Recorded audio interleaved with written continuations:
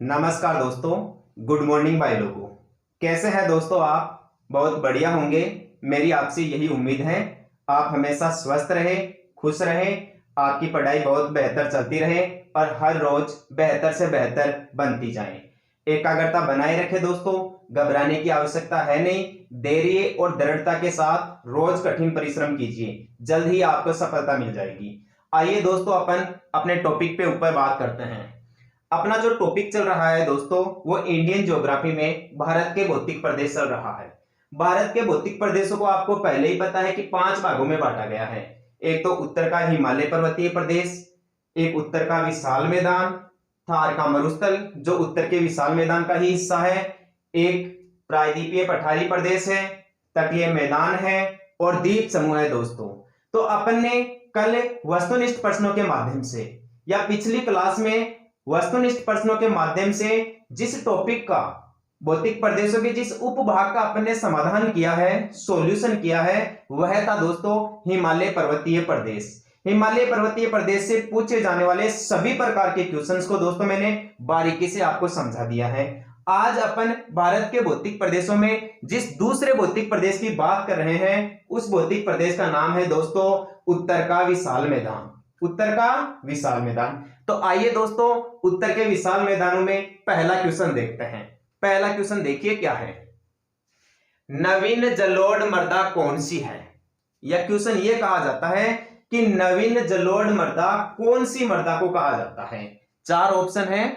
एक तो खादर है, एक बांगर है, भाबर है और तराई है। इन चारों में दोस्तों आपका सही आंसर क्या है? नवीन जलोढ़ मृदा किसे कहा जाता है? नवीन जलोढ़ मृदा कहा जाता है दोस्तों खादर को। बाढ़ के दौरान जो नवीन जलोढ़ मृदा के मैदान बनते हैं, जो नए जलोढ़ मृदा के मैदान बनते हैं, उनको तो कहा जाता है दोस्तों खादर। और जो पुराने जलोढ़ के मृदा होते हैं उन्हें कहा जाता है दोस्तों बांगर। किस नाम से जाना जाता है? बांगर। क्वेश्चन आपसे एग्जाम में यही पूछा जाता है कि बाढ़ के पुराने जलोढ़ मैदानों को क्या कहा जाता है? बांगर। और बाढ़ के नवीनतम जलोढ़ मैदानों को क्या कहा जाता है? खादर कहा जाता है। खादर का निर्माण दोस्तों नदी के दोनों किनारों पर होता है, दोनों पार्श्विक भाग पर होता है। और ये जो बांगर का निर्माण होता है ना, ये नवीनतम जलोढ़ मैदानों से परे थोड़ा दूर होता है। अगला ऑप्शन देखिए, भाबर और तराई। भाबर क्या होता है और तराई क्या होती है? दोस्तों ये भाबर होता है ना, ये नदी का वह क्षेत्र होता है, नदी बेसिन का वह क्षेत्र होता है जो अनुपजाऊ रहता है, जहां ज्यादा अवसादों का जमाव रहता है, कंकर पत्थर या पथरीले भाग का ज्यादा जमाव रहता है। यहाँ पर दोस्तों कंकर पत्थरों के ढेर का इतना ज्यादा जमाव हो जाता है कि उनके बीच में से नदी बहने लग जाती है, उनके नीचे से नदी बहने लग जाती है। इसलिए कुछ दूर तक दोस्तों नदी अदृश्य हो जाती है। और यही क्वेश्चन पूछा जाता है कि बाढ़ के मैदानों का वह भाग कौन सा है जहां नदियां अदृश्य हो जाती है? वह भाग है दोस्तों भाबर। कौन सा है? भाबर। और तराई से क्या क्वेश्चन बनेगा? फिर तराई से क्वेश्चन बनेगा, एक तो यह दलदली जमीन होती है। पहले दोस्तों इसका कृषि में उपयोग नहीं किया जाता था, लेकिन आजकल जो पश्चिमी मैदानी प्रदेश है वहां तराई भूमि का भी कृषि में उपयोग किया जा रहा है। यानी यहाँ चावल, गन्ना आदि कृषि का उत्पादन किया जा रहा है। और तराई वह स्थान है दोस्तों जहां भाबर से निकलकर नदियां पुनः धरातल पे प्रकट होती हैं या पुनः दिखाई देती है। और ये जो भाबर और तराई है ना, ये दोस्तों पर्वतों का गिरिपद ढाल वाला क्षेत्र है, यानी जो नीचे की जमीन है ना वह है। अगला क्वेश्चन देखिए, राजस्थान के मैदानों की प्रमुख नदी कौन सी है? राजस्थान के मैदान की प्रमुख नदी कौन सी है? क्या ब्रह्मपुत्र है? नहीं। क्या सतलज है? यह भी नहीं है। क्या लूनी नदी है? हाँ, लूनी नदी राजस्थान के मैदान की प्रमुख नदी है दोस्तों।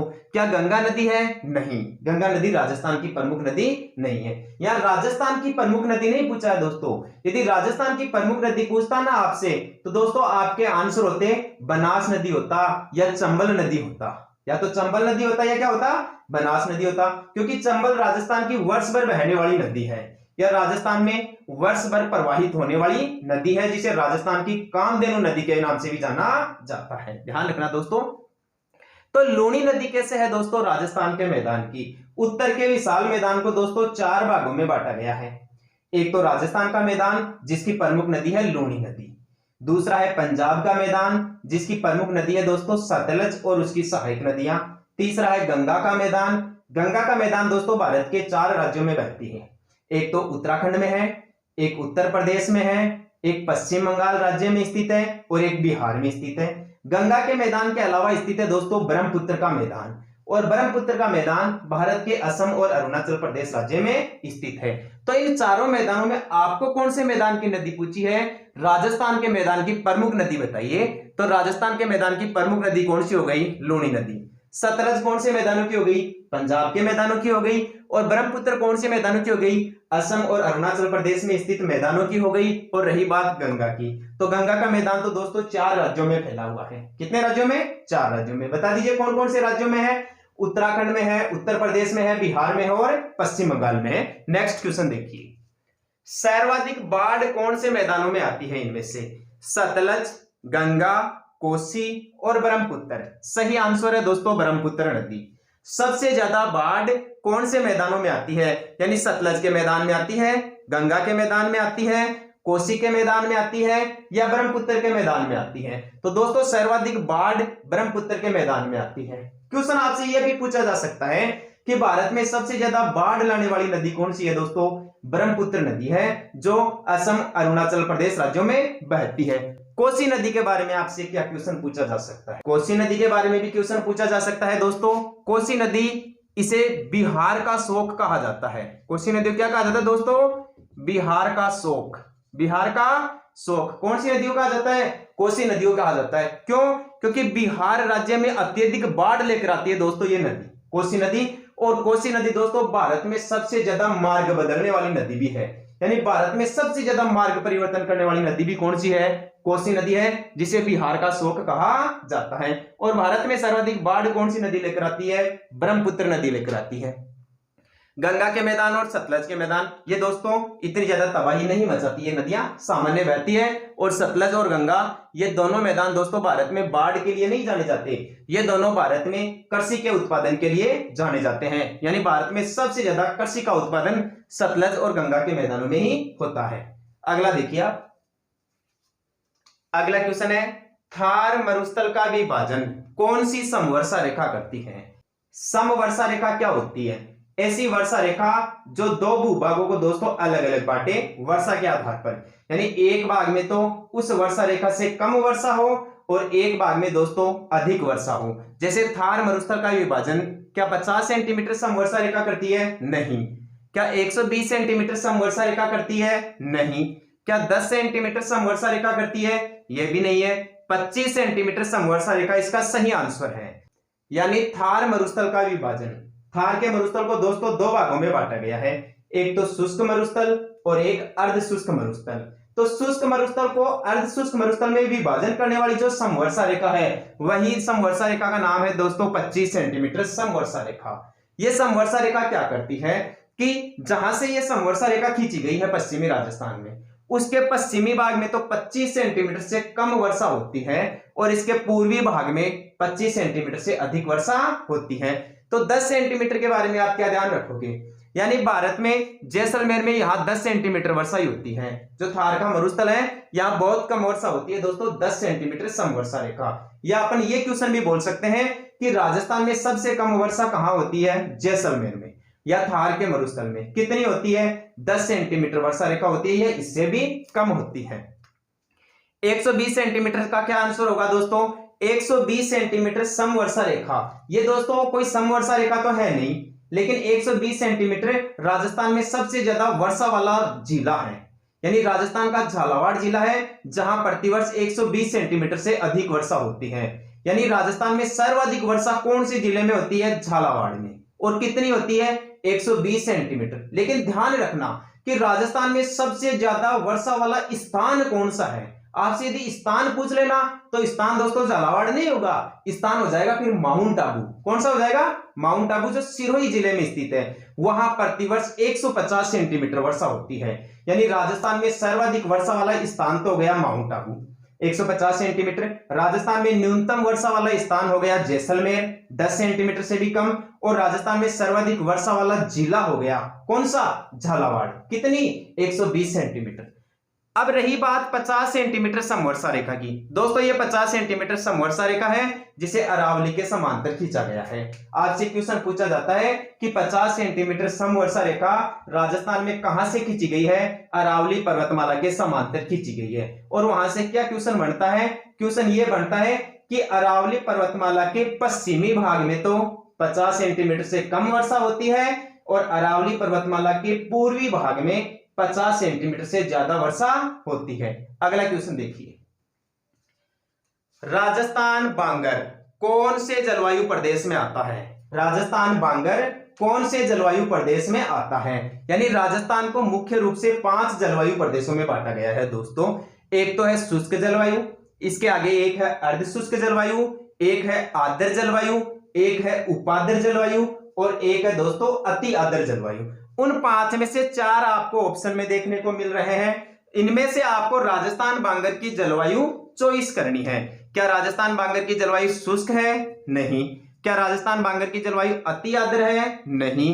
क्या राजस्थान बांगर की जलवायु आर्द्र है? नहीं। तो राजस्थान बांगर की जलवायु कैसी हो गई? अर्धशुष्क हो गई दोस्तों। अर्धशुष्क प्रकृति की यहां पर जलवायु है। यानी ये जो शुष्क, अर्धशुष्क, अति आर्द्र और आर्द्र, ये वर्षा की मात्रा पे डिपेंड करती है दोस्तों। ऐसे क्षेत्र जहां 25 सेंटीमीटर से कम वर्षा होती है शुष्क जलवायु में आते हैं। ऐसे क्षेत्र जहां पर 25 सेंटीमीटर से अधिक लेकिन 50 सेंटीमीटर से कम वर्षा होती है अर्धशुष्क जलवायु वाले क्षेत्र में आते हैं। और ऐसे स्थान जहां पर 80 सेंटीमीटर से 100 सेंटीमीटर के बीच में वर्षा होती है आर्द्र जलवायु प्रदेश में आते हैं। और ऐसे स्थान जहां पर 100 सेंटीमीटर से अधिक वर्षा होती है उन स्थानों को दोस्तों अति आर्द्र जलवायु प्रदेशों के नाम से जाना जाता है। शुष्क जलवायु पश्चिमी राजस्थान की जलवायु है, यानी महान भारतीय मरुस्थल ग्रेट इंडियन डेजर्ट की जो जलवायु है वो शुष्क जलवायु है। अर्धशुष्क जलवायु प्रदेश या जिसे राजस्थान बांगर भी कहते हैं उसकी जलवायु है अर्धशुष्क जलवायु। आर्द्र जलवायु राजस्थान के उत्तरी पूर्वी मैदानी भाग की है, या जो भौतिक प्रदेश है उत्तरी पूर्वी मैदानी प्रदेश वहां की जलवायु है। और अति आर्द्र जलवायु प्रदेश दोस्तों राजस्थान में दक्षिणी पूर्वी पठारी प्रदेश की है, या फिर अपन ये कह सकते हैं कि हाड़ौती के पठार की जलवायु है। तो समझ में आ गया ना क्वेश्चन कि राजस्थान बांगर कौन से जलवायु में आता है? अर्धशुष्क जलवायु में। सर्वाधिक कृषि की उत्पादकता, क्या पूछ रहा है? सर्वाधिक कृषि की उत्पादकता कौन से मैदानी भाग में है? 4 ऑप्शन है। क्या लूणी के मैदानों में पाई जाती है? नहीं। क्या ब्रह्मपुत्र के मैदानों में पाई जाती है? नहीं। क्या गंगा के मैदानों में पाई जाती है? नहीं। तो सतलज के मैदानों में सर्वाधिक कृषि उत्पादकता पाई जाती है। बहुत गजब का क्वेश्चन है दोस्तों। यहां यह नहीं पूछा आपसे कि सर्वाधिक कृषि का उत्पादन कौन से मैदान में होता है, यह क्वेश्चन नहीं पूछा है। क्वेश्चन देखो ध्यान से क्या पूछ रहा है कि सर्वाधिक कृषि की उत्पादकता, प्रति हेक्टेयर उत्पादकता कौन से मैदानों की है? तो दोस्तों प्रति हेक्टेयर उत्पादकता सतलज के मैदानों की है। यदि यहां क्वेश्चन आपसे यह पूछ लेता कि सर्वाधिक कृषि का उत्पादन कौन से मैदानों में होता है, तो आपका आंसर सतलज नहीं होता, फिर आपका आंसर क्या होगा दोस्तों? गंगा का मैदान होगा। यानी गंगा के मैदान में सबसे ज्यादा कृषि का उत्पादन होता है, लेकिन सबसे ज्यादा कृषि की उत्पादकता कहां पाई जाती है दोस्तों? सतलज के मैदानों में पाई जाती है, पंजाब के मैदानों में पाई जाती है। 2 बज गए। लूणी का मैदान और ब्रह्मपुत्र का मैदान। लूणी के मैदान में तो दोस्तों थार का मरुस्थल है, इसलिए यहां पर कृषि बहुत ही कम पाई जाती है, यानी केवल मानसून के दौरान खरीफ की फसलें बोई जाती है यहां पर लूणी के मैदान में तो। और ब्रह्मपुत्र के मैदान तो दोस्तों बाढ़ के मैदानों के लिए प्रसिद्ध है। और ब्रह्मपुत्र के मैदानों में मुख्य रूप से जिस फसल की खेती की जाती है ना वह है चावल। कौन सी है? चावल। क्वेश्चन आपसे पूछ लेगा कि उत्तर के विशाल मैदान के कौन से उपभाग में मुख्य रूप से चावल की खेती की जाती है? तो दोस्तों ब्रह्मपुत्र के मैदानों में मुख्यतः चावल की खेती की जाती है। फिर से देखिए, सर्वाधिक कृषि की उत्पादकता सतलज या पंजाब के मैदानों में, सर्वाधिक कृषि का उत्पादन गंगा के मैदानों में। ठीक है, अगला क्वेश्चन देखिए, कौन सा दोआब केवल भारत में है? दोआब क्या होता है? 2 नदियों के बीच के भाग को दोआब कहा जाता है। यानी जैसे 2 नदियां बह गई और उनके बीच का जो क्षेत्रफल है ना, जो बीच का जो जमीनी एरिया है, उसी को दोआब के नाम से जाना जाता है। दोस्तों अपनी जो सिंधु नदी है ना, सिंधु और उसकी जो सहायक नदियां हैं पंच नदी, झेलम, चिनाब, रावी, व्यास और सतलज, ये 6 नदियां मिलकर दोस्तों कई दोआब क्षेत्रों का भारत में निर्माण करती है। कुछ का भारत में निर्माण करती है, कुछ का पाकिस्तान में निर्माण करती है, और कुछ दोआब क्षेत्र दोस्तों ऐसे हैं जो भारत और पाकिस्तान दोनों में है, यानी कि सीमा क्षेत्रों में है। आपसे क्वेश्चन क्या पूछा गया है? क्वेश्चन पूछा गया है कि कौन सा दोआब क्षेत्र केवल और केवल भारत में है? क्या रचना दोआब है? नहीं। क्या सिंधु सागर है? ये भी नहीं है। क्या बारी दोआब है? ये भी नहीं है। तो सही आंसर क्या हो गया दोस्तों? विस्त दोआब क्षेत्र। विस्त दोआब क्षेत्र दोस्तों केवल भारत के अंदर है। सतलज और व्यास नदी के बीच का जो क्षेत्र है ना, उसी को भारत में दोस्तों दो विस्त दोआब या विस्त दोआब के नाम से जाना जाता है। तो केवल भारत में कौन सा दोआब क्षेत्र हो गया? विस्त दोआब क्षेत्र। अब बच गए ये 3 दोआब क्षेत्र, रचना दोआब, सिंधु सागर दोआब और बारी दोआब। देखिए दोस्तों, सिंधु सागर दोआब तो दोस्तों केवल और केवल पाकिस्तान में है। सिंधु सागर दोआब तो केवल कहां पर है? पाकिस्तान के अंदर है। बच गए 2, रचना दोआब और बारी दोआब। रचना और बारी दोस्तों 2 ऐसे दोआब क्षेत्र हैं जो भारत और पाकिस्तान दोनों के सीमा क्षेत्रों में स्थित है। जो भारत और पाकिस्तान दोनों के सीमा क्षेत्रों में है। दोबारा देखिए, केवल भारत का दोआब क्षेत्र विस्त दोआब क्षेत्र, केवल पाकिस्तान का सिंधु सागर, सिंधु सागर के अलावा एक और है छज दोआब। कौन सा है? छज दोआब, वह भी केवल पाकिस्तान के अंदर है। और ये जो 2 दोआब क्षेत्र है ना, रचना दोआब और बारी दोआब, ये दोनों दोस्तों भारत और पाकिस्तान दोनों के सीमा क्षेत्रों में है। नेक्स्ट क्वेश्चन देखिए, मिथिला के मैदान, मिथिला के मैदान कहां स्थित है? क्या मिथिला के मैदान दिल्ली में स्थित है? नहीं। लखनऊ में स्थित है? नहीं। पंजाब में स्थित है? नहीं। बिहार में स्थित है? एकदम राइट आंसर। यानी भारत में मिथिला के मैदान कहां पर स्थित है? बिहार राज्य में। क्या है दोस्तों मिथिला के मैदान? यानी बिहार राज्य में जो गंगा नदी के मैदान है ना, उसी को दोस्तों मिथिला के मैदानों के नाम से जाना जाता है। तो डायरेक्ट क्वेश्चन आपसे ये पूछा जा सकता है कि मिथिला के मैदान भारत के कौन से राज्य में है? बिहार राज्य में है। ठीक है। अब देखिए, सबसे बड़ा मैदान कौन सा है? उत्तर के विशाल मैदान को 4 भागों में बांट रखा है। राजस्थान का मैदान, पंजाब का मैदान, ब्रह्मपुत्र का मैदान और गंगा का मैदान। देखिए चारों ऑप्शन में मिलेंगे आपको। सबसे बड़ा मैदान, क्या लूणी का मैदान है यानी राजस्थान का मैदान? नहीं है। सतलज का मैदान यानी पंजाब हरियाणा का मैदान? ये भी नहीं है। गंगा का मैदान, बिल्कुल सही आंसर है आपका। गंगा का मैदान दोस्तों भारत के 4 राज्यों में है। उत्तराखंड में है, उत्तर प्रदेश में है, बिहार में है और पश्चिम बंगाल में है। सबसे ज्यादा राज्यों में यही मैदान है, गंगा का मैदान। तो सीधी सी बात हो गई ना कि भारत का सबसे बड़ा मैदान कौन सा है? गंगा का मैदान। क्वेश्चन ऐसे भी पूछा जा सकता है कि भारत में सर्वाधिक क्षेत्रफल वाला मैदान कौन सा है? तो गंगा का मैदान हो गया। ब्रह्मपुत्र का मैदान भी सही आंसर नहीं है। अगला क्वेश्चन देखिए, भारत में सर्वाधिक उपजाऊ मृदा कौन सी है? भारत में क्या, आप तो विश्व में बता दीजिए कि विश्व की सबसे उपजाऊ मृदा कौन सी है दोस्तों? विश्व की सबसे उपजाऊ मृदा देखिए, आप पहले आप बताइए, मैं तो उसके बाद में बताऊंगा आपको। क्या काली मृदा है? नहीं है। क्या दलदली मृदा है? ये भी नहीं है। तो क्या लेटेराइट मृदा है? बताइए, है ये मृदा? नहीं। सही आंसर होगा आपका जलोढ़ मृदा। यानी दुनिया की सबसे उपजाऊ मृदा, उपजाऊ मृदा कौन सी होती है? वह मृदा जिसमें कृषि उत्पादन करने की ज्यादा क्षमता हो, उसे सबसे ज्यादा उपजाऊ मृदा कहेंगे। तो चारों मृदाओं की विशेषताएं देख लीजिए आप। जो काली मृदा है, काली मृदा तो कपास के उत्पादन के लिए जानी जाती है। क्वेश्चन आ जाए भारत में कि कपासी मृदा किसे कहा जाता है? काली मृदा को कहा जाता है। या कपास उत्पादन के लिए सबसे उपयुक्त मृदा कौन सी मानी जाती है? काली मृदा मानी जाती है। दलदली मृदा, दलदली मृदा दोस्तों भारत में मुख्य रूप से तटवर्ती क्षेत्रों में पाई जाती है। यानी उदाहरण के लिए सुंदरवन डेल्टा में दोस्तों दलदली मृदा पाई जाती है। ये जो तराई प्रदेश होते हैं, यहाँ पर भी दोस्तों दलदली मृदा पाई जाती है। पश्चिम बंगाल का जो सुंदरवन डेल्टा है ना, गंगा नदी के द्वारा निर्मित है। और यहाँ पर दोस्तों मैंग्रोव वनस्पति पाई जाती है। कौन सी वनस्पति? मैंग्रोव। क्वेश्चन पूछ लिया जाता है कि भारत में मुख्य रूप से मैंग्रोव वनस्पति कहां पाई जाती है? सर्वाधिक मैंग्रोव वनस्पति पाई जाती है सुंदरवन डेल्टा, पश्चिम बंगाल राज्य में। अगला क्वेश्चन देखिए दोस्तों, लेटेराइट मृदा। लेटेराइट मृदा को दोस्तों चाय मृदा कहा जाता है। क्या कहा जाता है? चाय मृदा। यानी भारत में सबसे ज्यादा चाय का उत्पादन करने के लिए कौन सी मृदा जरूरी है? लेटेराइट मृदा। जलोढ़ मृदा कौन सी मृदा होती है? नदियों के द्वारा बहाकर लाई गई जो उपजाऊ मृदा होती है, उसी को जलोढ़ मृदा कहा जाता है। और ये जलोढ़ मृदा दोस्तों 2 प्रकार की होती है। एक तो देखिए बांगर और एक होती है खादर। जो नवीनतम जलोढ़ होते हैं उन्हें तो क्या कहा जाता है? खादर। और जो पुराने जलोढ़ होते हैं उनको क्या कहा जाता है? बांगर। आ गई ना बात समझ में तो यह है दोस्तों भारत में उत्तर का विशाल मैदान और उत्तर के विशाल मैदान से पूछे जाने वाले सभी प्रकार के क्वेश्चंस। दोस्तों आपने ये क्लास ध्यान से देख लीजिए, बस आपका काम हो गया। ऐसे मान लीजिए एग्जाम में जाने से पहले एक बार ये वीडियो क्लास जरूर देख लेना। यदि आपके सिलेबस में भारत के भौतिक प्रदेश ऐड है तो टीचर की तैयारी करने वाले अभ्यर्थी तो विशेष रूप से ध्यान दें। बहुत ही बारीकी से आपको समझाया गया है, डीपली क्वेश्चन निकाले गए हैं दोस्तों, घबराने की कोई आवश्यकता नहीं है। ठीक है, तो दोस्तों यदि आपको अपने चैनल पे स्टडी अच्छी लगी है तो अपने चैनल को लाइक, शेयर और सब्सक्राइब जरूर करें। जल्द मिलेंगे।